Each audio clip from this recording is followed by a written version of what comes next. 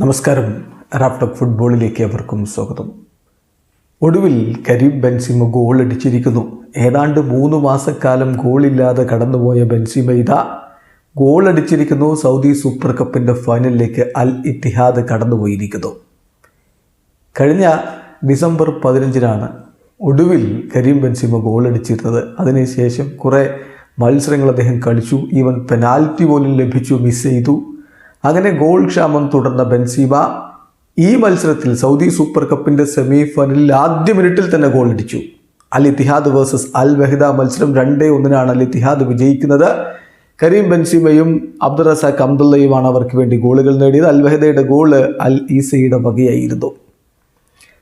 അബുദാബിയിൽ വെച്ച് നടന്ന മത്സരം കളിയുടെ 1-ാമത്തെ മിനിറ്റിൽ തന്നെ കരീം ബെൻസിമയുടെ ഗോൾ പിറക്കുന്നു. ആദ്യ മിനിറ്റിൽ തന്നെ ബെൻസിമയുടെ ഗോൾ പിറക്കുന്നു. അൽ ഇത്തിഹാദിന് ലീഡ്.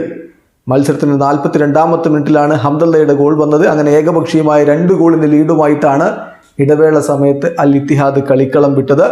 രണ്ടാം പകുതിയിൽ തിരിച്ചടിക്കാനുള്ള ശ്രമങ്ങൾ അൽ വഹിദയുടെ ഭാഗത്തു നിന്നുണ്ടായി.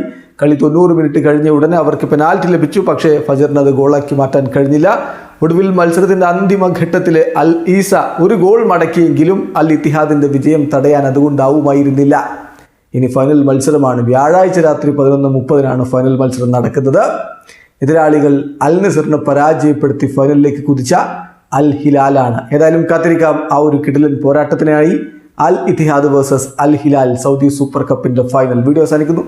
ഫുട്ബോൾ ലോകത്തെ കൂടുതൽ വിശേഷങ്ങളുമായി റാഫ്റ്റോക്സ് കൊണ്ടുവെത്താം.